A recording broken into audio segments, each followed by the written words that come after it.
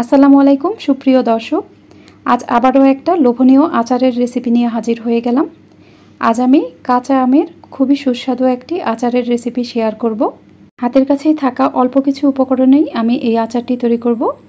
আপনারা এই আচারটি 1 বছর পর্যন্ত নর্মাল তাপমাত্রায় সংরক্ষণ করতে পারবেন।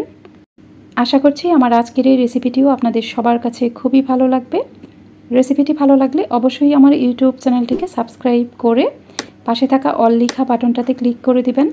আর যারা ভিডিওটি ফেসবুক থেকে দেখছেন তারা আমার ফেসবুক পেজটিকে লাইক ও ফলো দিয়ে রাখবেন।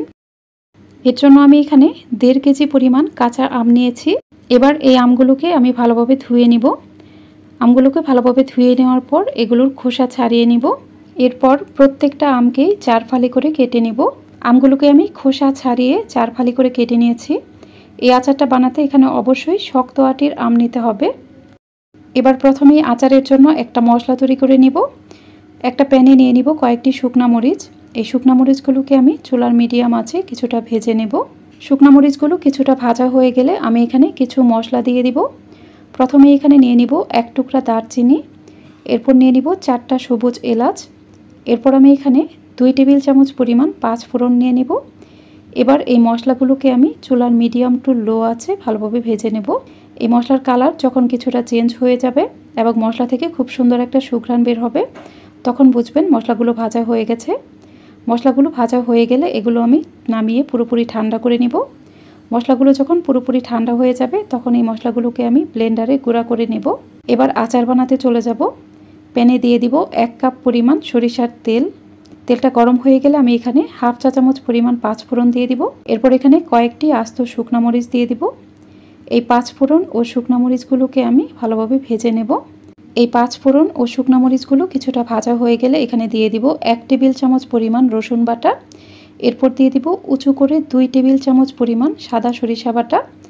আমি এখানে হলুদ সরিষাটা নিয়েছি, আপনারা চাইলে এখানে কালো সরিষাটাও নিতে পারেন। এই রসুন ও সরিষা বাটাটা ভালোভাবে ভেজে নেব। রসুন ও সরিষা বাটাটা ভালোভাবে ভেজে নেওয়ার পর এখানে কেটে নেওয়া আমগুলো দিয়ে দিব।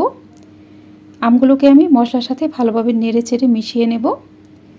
আমগুলোকে মশলার সাথে ভালোভাবে নেড়ে মিশিয়ে নেওয়ার পর আমি এখানে দিয়ে দিব কিছুটা হলুদের গুঁড়া, কিছুটা মরিচের গুঁড়া দিয়ে দিব। এরপর আমি এখানে স্বাদ অনুযায়ী লবণ দিয়ে দিব। এবার এই তেল মশলার সাথে আমটাকে খুব ভালোভাবে নেড়ে চেড়ে মিশিয়ে নেব। এই আমগুলোকে আমি তেল মশলার সাথে কিছুক্ষণ ভালোভাবে ভেজে নেব। আমগুলোকে তেল মশলার সাথে কিছুক্ষণ ভালোভাবে ভেজে নেওয়ার পর আমি এখানে চিনি অ্যাড করব। এখানে আমি 1.5 কেজি আমের জন্য 1.5 কাপ পরিমাণ চিনি দিয়ে দিব। আচারের ঝাল ও মিষ্টির পরিমাণটা অবশ্যই আপনারা নিজেদের টেস্ট অনুযায়ী দিবেন। চিনির সাথে আমটা ভালোভাবে নেড়ে মিশিয়ে নেব। এই চিনি থেকে উঠে আসা পানি দিয়েই কিন্তু আমটা ভালোভাবে সেদ্ধ হয়ে যাবে। আর আমগুলোকে তেলের সাথে কিছুক্ষণ ভেজে নেওয়ার পর এগুলো এমনিতেই অনেকটা সেদ্ধ হয়ে গেছে। এ পর্যায়ে আমি এখানে দিয়ে দিব ভিনেগার অথবা সাদা সিরকা। আমি এখানে হাফ কাপ পরিমাণ ভিনেগার দিয়ে দিব। এখানে ভিনেগারের পরিমাণটা অবশ্যই একটু বেশি দিবেন, তাহলে আচারটা অনেক দিন পর্যন্ত ভালো থাকবে। এবার এই আমগুলোকে আমি ভালোভাবে নেড়ে নিব। যতক্ষণ পর্যন্ত শিরাটা ভালোভাবে ঘন হয়ে না যাবে ততক্ষণ আমি আমগুলোকে অনবরত নাড়তে থাকব। কিছুক্ষণ পর দেখুন আমগুলো খুব ভালোভাবে সেদ্ধ হয়ে গেছে এবং আচারের শিরাটাও ঘন হয়ে গেছে। এ পর্যায়ে আমি এখানে তেলে গুঁড়া করে নেওয়া মশলাটা দিয়ে দিব। আমি এখানে সম্পূর্ণ মশলাই দিয়ে দিব। এরপর এখানে দিয়ে দিব 1 চা চামচ পরিমাণ বিট লবণ। এরপর এই মশলার সাথে সব কিছু ভালোভাবে নেড়ে চেড়ে মিশিয়ে নেব। এ পর্যায়ে মশলাটা দেওয়ার ফলে কিন্তু আচারের টেস্ট কয়েক গুণ বেড়ে যাবে আর আচারের খুব সুন্দর একটা সুঘ্রাণ বের হবে।